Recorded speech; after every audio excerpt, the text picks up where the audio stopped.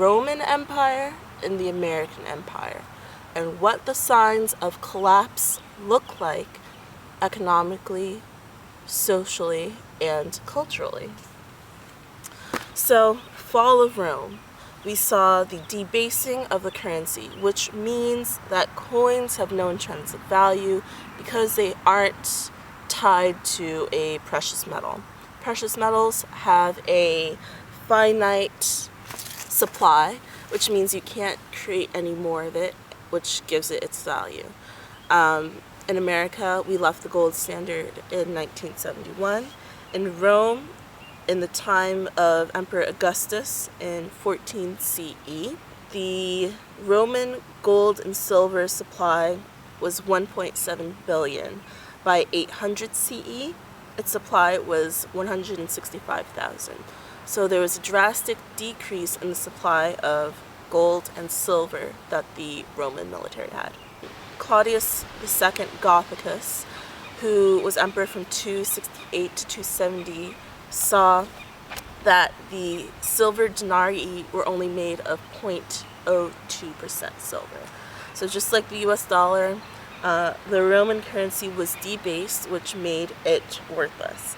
Loss of territories. So loss of territories in Rome meant loss of tax revenue. Roman territories paid for military campaigns. Just like in Rome, the largest government expenditure in the US is military spending. The practice of tax farming let the government sell tax collection rights to private companies called publicani. In the US, unpaid taxes can result in taking people's homes away. In both cases, overtaxation widens the wealth inequality gap. Publicani for Rome have the equivalent today of banks. They can reclaim, foreclose on your home, and punish people who haven't paid their taxes. To avoid taxes in Rome, you could sell yourself into slavery, which was done by small landowners. This practice was later outlawed by Emperor Valens in 368. Debt bondage was known as nexium. During St. Augustine, Rome lost North Africa to the Vandals in 439, Spain to the Svens and Alans and Visigoths. Militarism. Conquered people and average Romans were drafted into service identical to how America recruits in poor neighborhoods and young students. High school students and poor communities are preyed upon by recruiters who see vulnerable populations and think we can exploit them. Let's get them to enlist in our military service for exchange.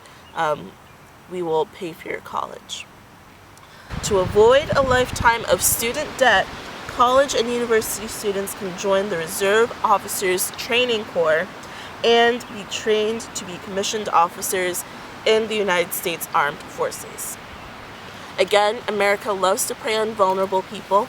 They will go to poor communities, marginalized groups, black neighborhoods, and send their recruiters to enlist 18-year-olds, kids, into joining a military and putting their life on the line for a country that doesn't give two shits about them.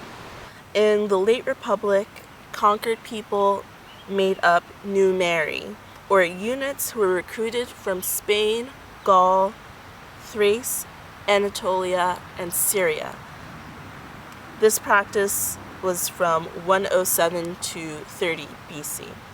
Conscription shifted to volunteer armies.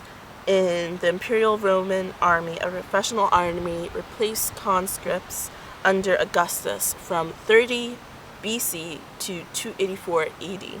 Imperial legions recruited only Roman citizens until 212 AD, when Constitutio Antonii was introduced by Emperor Caracalla, which declared all free men Roman citizens. After 212 AD, it became common for anyone to join the military.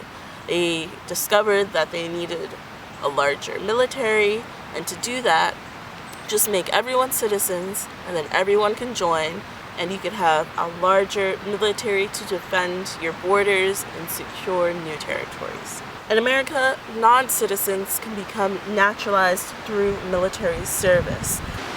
The crisis of the 3rd century reduced the number of volunteers, explaining the return of conscription. The plague, devaluation of the currency, reduced agricultural workforce, and subsequent social issues accelerated Rome's decline. By 150 AD, 60 to 80% of the imperial budget went towards the military, which was 2.5% of Rome's GDP. Today, 3.5% of the US GDP goes towards military spending. You want a better school? You want to have roads without potholes, or public health, or free healthcare? No, sorry. All of our tax dollars have to go towards Raytheon and base systems, supporting the militarized industrial complex, bombing neighborhoods from Iraq to Afghanistan, Syria, Somalia, Mozambique. Next is escapism. To placate its citizens, entertainment is used as a distraction from glaring political issues. You don't want class consciousness, critically thinking, politically literate citizens. You want an audience. Just relax and enjoy the show. Theodor Adorno and Max Horkheimer write about this in the culture industry. The US government heavily influences the entertainment industry. Researchers Thomas Secker and Dr. Matthew Alford from University of Bath explore this in their book National Security Cinema. The government has entertainment liaison offices which assure that federal agencies are portrayed in a favorable light, i.e., superheroes help the government beat the bad guys, romanticizing the surveillance state